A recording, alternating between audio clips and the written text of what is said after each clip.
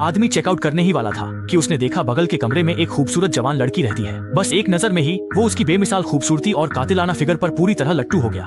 ये देखकर कि लड़की भी यहीं रुकी है, आदमी ने एक और रात रुकने का फैसला किया। अगले दिन उसे क्लाइंट के साथ पहाड़ पर शिकार जाना था, इसलिए माइक, जिसे नींद नहीं आ रही थी, होटल के पास बार में 2 पैग लगाने चला गया। उसने सोचा भी नहीं था कि काउंटर पर पहुंचते ही उसे वही सुनहरे बालों वाली लड़की फिर दिख जाएगी।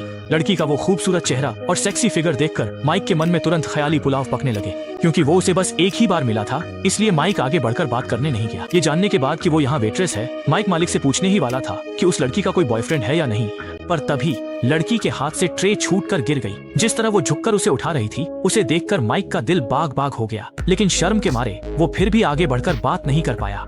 होटल वापस आकर माइक अपनी राइफल साफ करने ही वाला था कि तभी दरवाजे के बाहर से शोर की आवाज आई। सावधानी बरतते हुए उसने तुरंत अपनी कमर में एक पिस्तौल खोस ली और देखने के लिए बाहर निकला। वहाँ एक शराबी बगल वाली सुनहरे बालों वाली लड़की को छेड़ रहा था। माइक के मसल्स और कमर पर बंधी पिस्तौल देखकर वो गुंडा डर के मारे तुरंत वहाँ से 9-2-11 हो गया। सुनहरे बालों वाली लड़की को अकेला देखकर भला कौन सा मर्द आगे बढ़कर बात नहीं करना चाहेगा, पर माइक को जैसे ही याद आया कि उसे कल शिकार पर जाना है, वो सोने के लिए वापस अपने कमरे में चला गया। उसके इस पत्थर दिल बर्ताव से लड़की का दिल टूट गया। अगली सुबह माइक अपना सामान लेकर पहाड़ के नीचे बनी दुकान पर पहुंचा, पर जैसे ही उसने मालिक से पूछा कि आज का क्लाइंट कौन है, उसके बगल वाले कमरे में रहने वाली वो सुनहरे बालों वाली लड़की दुकान के अंदर आ गई। हाय, मैं केट हूँ। माइक को आखिरकार समझ आ गया कि जिस क्लाइंट के साथ उसे शिकार पर जाना था वो यही खूबसूरत जवान लड़की है।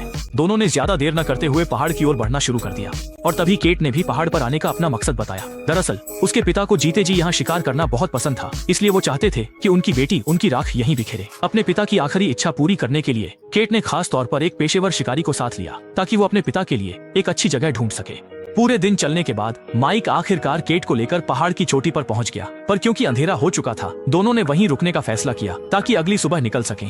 तभी केट ने आखिरकार अपने मन का सवाल पूछ ही लिया कि माइक जैसे बेहतरीन आदमी का परिवार आखिर कैसा होगा। और माहौल को देखते हुए माइक ने भी अब और सस्पेंस न बनाते हुए अपनी कहानी बताने का फैसला किया।